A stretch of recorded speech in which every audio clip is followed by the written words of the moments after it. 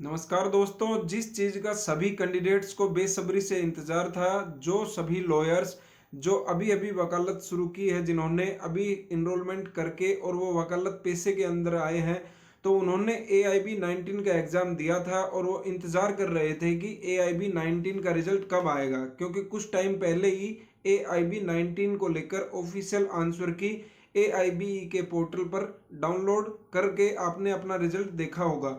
लेकिन अब सारा इंतज़ार ख़त्म हो चुका है और एआईबी 19 का फाइनल रिज़ल्ट आ गया है, जो आपके सामने है। जैसे ही आप क्रोम पे या फिर किसी भी पोर्टल इंटरनेट के ऊपर जाकर आप ऑल इंडिया बार एग्जामिनेशन लिखते हैं, तो आपके सामने ये पोर्टल खुल के आता है ऑल इंडिया बार एग्जामिनेशन का, जिसके ऊपर आप देख सकते हैं कि ये नोटिफिकेशन आया हुआ है और यहाँ पर साफ दिखा हुआ है कि आप ये डाउनलोड कर कर आप चेक कर सकते हैं कि क्या-क्या नोटिफिकेशन के अंदर बताया है।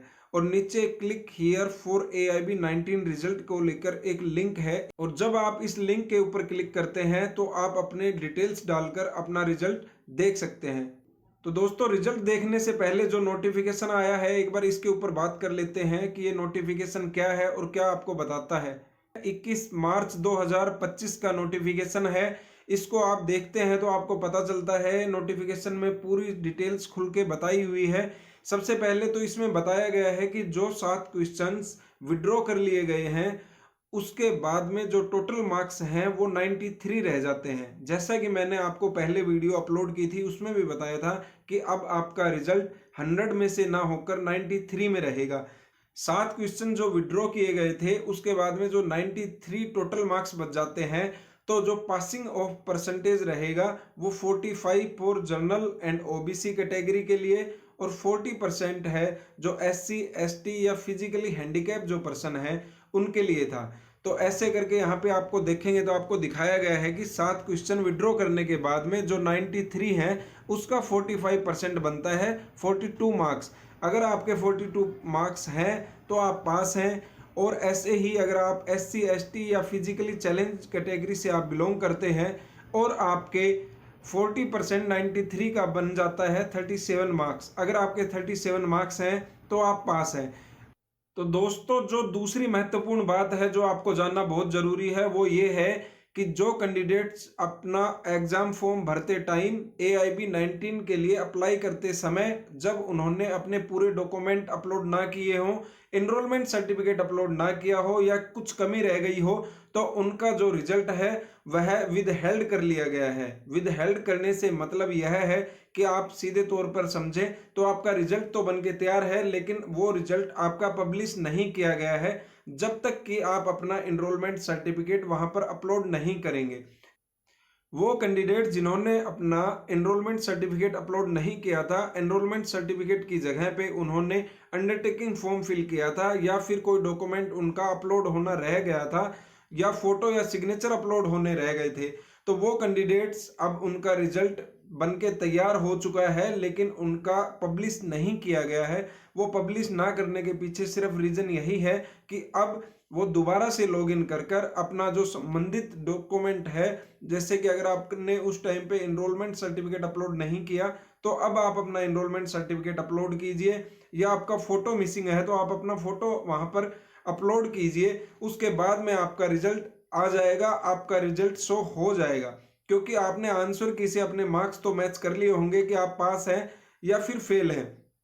दोस्तों, अब तो ये भी डाउट नहीं है कि आप कितने नंबर में पास हैं या फेल हैं, क्योंकि मैंने पिछले अपने जो वीडियो थे उसमें बिल्कुल साफ तौर पर बताया था और वही बात अब इस नोटिफिकेशन में भी आई है कि 45% और 40% आपको 100 का नहीं 93 का लेना है, जो 42 और 37 मार्क्स हो जाता है। तो इतना नंबर लेके आते हैं तो आप पास हैं। अब आप अपना रिजल्ट देखेंगे तो आगे मैं बताता हूँ कि आप अपना रिजल्ट किस तरह से देखेंगे। तो उससे पहले एक छोटी सी बात मैं आपको ये बता देता हूँ कि आप रिजल्ट देखने से पहले आपको अपना लॉगिन करना होगा। लॉगिन करने के लिए आपके पास में अपने रोल नंबर होने चाहिए और पासवर्ड की जगह पे आपको अपना डेट ऑफ बर्थ भरना है। तो साथियों, जैसे ही आप अपना रोल नंबर और डेट ऑफ बर्थ फिल करते हैं और नीचे ये एक चेक बॉक्स है जिसमें लिखा हुआ है आई एम ह्यूमन, तो उस पर क्लिक करने के बाद में जैसे ही आप सबमिट करते हैं तो आपके सामने इस तरह का एक पोर्टल खुल जाता है जहां पे आपका रिजल्ट आ जाता है।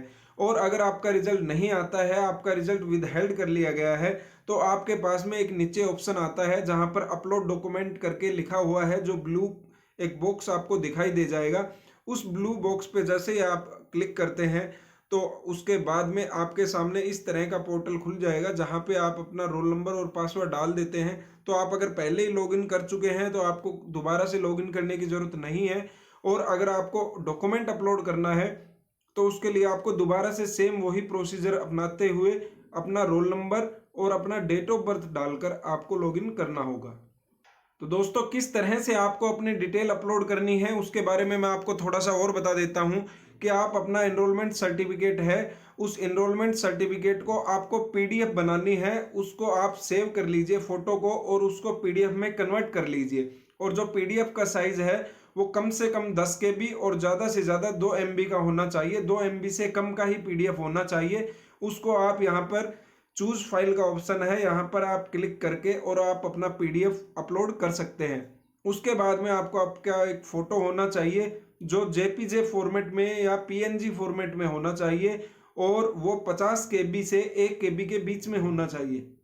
जो आपका फोटो है वो फोटो आपको ये अपलोड फोटो वाले सेक्शन में जाकर और यहाँ पर आपको अपना फोटो अपलोड करना होगा और अपलोड सिग्नेचर वाले ऑप्शन पर जाकर आपको यहाँ पर चूज फाइल पे क्लिक करने के बाद में आपको अपना सिग्नेचर अपलोड करना होगा। और सिग्नेचर और फोटो आपको ध्यान रखना है दोस्तों कि 50 केबी से कम के होने चाहिए और जेपीजे फॉर्मेट में होने चाहिए, तभी अपलोड होंगे। और जो आपका एनरोलमेंट सर्टिफिकेट है वो आपका पीडीएफ फॉर्मेट में होना चाहिए और 2 एमबी से कम का होना चाहिए, उसके बाद ही अपलोड होगा।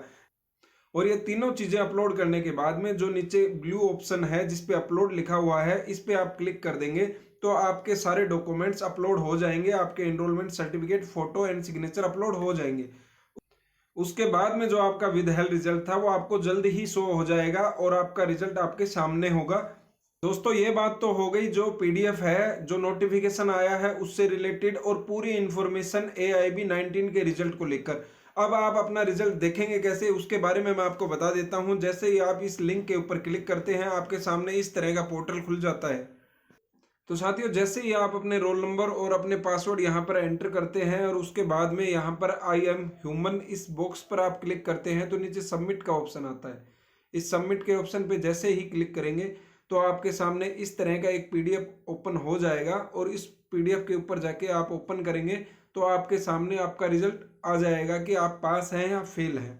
और जैसे ही आपके सामने ये ऑप्शन आता है तो नीचे एक लाइन लिखी हुई है, for withheld and undertaking candidates please click the upload document tab below the upload the required documents. तो आपको जो अपलोड आपका रिक्वायर्ड डॉक्यूमेंट्स है वो यहाँ पर अपलोड डॉक्यूमेंट्स में जाकर क्लिक करेंगे तो उसके बाद में आपका डॉक्यूमेंट है वो अपलोड हो जाएगा। तो जैसे ही आप इसके ऊपर क्लिक करते हैं तो आपको दोबारा से यहाँ पर अपने रोल नंबर और अपना आईडी पासवर्ड डालकर दोबारा से एंटर करना होगा। तो अगर आपने एग्जाम फॉर्म भरते टाइम अपना एनरोलमेंट सर्टिफिकेट अपलोड नहीं किया था और अंडरटेकिंग दिया था तो अब आपको अपना एनरोलमेंट सर्टिफिकेट, सिग्नेचर, फोटो दोबारा से अपलोड करना होगा। तो उसके लिए दोबारा से आपको अपने रोल नंबर और पासवर्ड डालने होंगे। उसके बाद में जैसे ही आप लॉगिन करेंगे तो आपके सामने एक और पोर्टल खुल जाएगा। लेकिन दोस्तों, आपको अपने डॉक्यूमेंट्स अपलोड करने की या एनरोलमेंट अपलोड करने की जरूरत तभी है जब आपका रिजल्ट विदहेल्ड कर लिया गया है। अगर आपका रिजल्ट विदहेल्ड नहीं है तो आप नीचे जाकर यहाँ पर देखेंगे स्कोर कार्ड पे, तो जैसे ही आप स्कोर कार्ड पे क्लिक करेंगे और उसके बाद में आप अपना जो स्कोर कार्ड है वो देखना चाहेंगे तो वो पीडीएफ फॉर्मेट में वहाँ पर आपके सामने डाउनलोड हो जाएगा। इस तरह से आप अपना स्कोर कार्ड देख सकते हैं। स्कोर कार्ड के अंदर आपको ज़्यादा कोई इन्फॉर्मेशन नहीं मिलेगी, सिर्फ और सिर्फ आपको मिलेगा कि आप पास हैं या फेल हैं। तो यहाँ पर देख सकते हैं कि एक कैंडिडेट का मैं आपको खोल के दिखा रहा हूँ। तो यहाँ पर सारी डिटेल आपके सामने है जिसमें लिखा हुआ है कि रिजल्ट स्टेटस पास। तो ये जो आपके सामने कैंडिडेट है इसका रिजल्ट है जो आपको दिखा रहा है कि रिजल्ट पास है। इसके अलावा आपको कुछ भी देखने को नहीं मिलता है कि क्या स्कोर किया है, क्या आपका परसेंटेज से आप पास हुए हैं, क्योंकि यह एग्जाम सिर्फ और सिर्फ दोस्तों क्वालिफाई नेचर का है। मैंने आपको बहुत पहले भी बताया है और हर वीडियो में मैं बताता हूं कि इस एग्जाम को करने का मतलब ये नहीं है कि आपको परसेंटेज बनानी है या बहुत ज़्यादा मार्क्स लेके पास होना है। ये जो एग्ज़ाम है सिर्फ क्वालिफाई नेचर का है कि या तो आप पास होते हैं या आप फेल होते हैं। अगर आप इसमें पास हो जाते हैं तो कोई मायने नहीं रखता कि आपने कितने मार्क्स लिए थे या कितने मार्क्स नहीं लिए हैं। और दोस्तों एक बात जो आपको सबसे ज़्यादा ध्यान रखनी है कि जो अपने रोल नंबर हैं वो आपको एडमिट कार्ड में और आपके पास में मेल आई होगी उसके अंदर होंगे।